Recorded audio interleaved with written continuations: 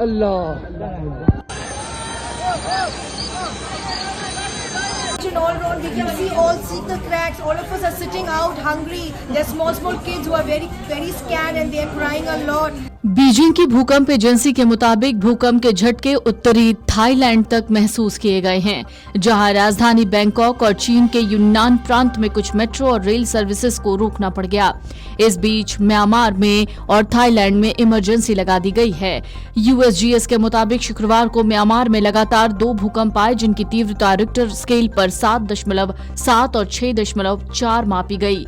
भूकंप का केंद्र सेंट्रल म्यांमार में मोनीवा शहर से लगभग 50 किलोमीटर पूर्व में बताया गया है। एक रिपोर्ट के मुताबिक म्यांमार की सत्तारूढ़ सेना ने शुक्रवार को देश में आए तीव्रता के भूकंप के बाद कई इलाकों में इमरजेंसी की घोषणा की। टेलीग्राम मैसेजिंग ऐप पर कहा गया, राज्य स्थिति की तुरंत जांच करेगा और मानवीय सहायता प्रदान करने के साथ साथ बचाव अभियान चलाएगा। थाई प्राधिकारियों का कहना है कि भूकंप के कारण बैंकॉक में एक अधूरी 30 मंजिला इमारत ढह गई, जिसके बाद 43 मजदूर लापता हैं।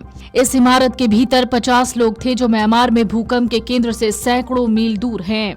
थाईलैंड के मुकाबले म्यांमार में भूकंप आना आम बात है।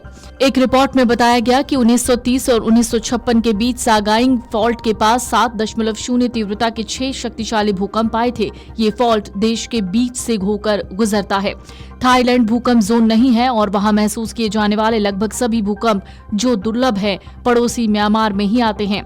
क्योंकि बैंकॉक में इमारतें शक्तिशाली भूकंपों के लिए नहीं बनाई गई हैं, इसलिए काफी बड़े स्तर पर बहुत ज्यादा नुकसान हो सकता है। म्यांमार में भूकंप से इस वक्त 25 लोगों की मौत की खबर आ रही है। भूकंप का केंद्र रहे मेंडले में 20 लोगों की जान जाने की खबर है, जबकि थाईलैंड में 81 लोग लापता हैं। भूकंप प्रभावित इलाकों में रेस्क्यू ऑपरेशन चल रहा है, जबकि म्यांमार की जुंटा सरकार ने अंतर्राष्ट्रीय मदद की मांग की है।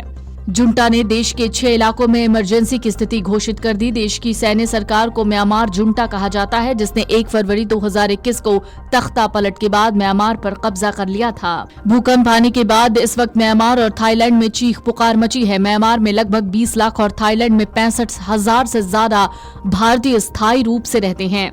महाविनाशक भूकंप की वजह से म्यांमार और थाईलैंड थर्रा गया है। जनहानि को देखते हुए थाईलैंड में इमरजेंसी की घोषणा की गई है। म्यांमार में भी सरकार एक्टिव है।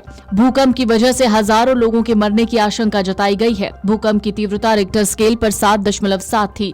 दोनों ही देश भारत के पड़ोस में हैं। ऐसे में यहाँ भारतीयों की तादाद भी बहुत ज्यादा है। थाईलैंड में वैसे तो 2 लाख भारतीय रहते हैं, लेकिन स्थायी तौर पर सिर्फ 65,000 भारतीय ही थाईलैंड में रहते हैं। इस वक्त म्यांमार और थाईलैंड की स्थिति बड़ी भयानक है। जैसे जैसे तस्वीरें आ रही हैं, तस्वीरें रूह कपा दे रही हैं। Much of tension all around. We can see all seeker cracks. All of us are sitting out hungry. There's small kids who are very scared and they're crying a lot. The situation is very bad. The Prime Minister has announced for an emergency and we all are praying hard. Please everyone pray hard for Bangkok, Thailand.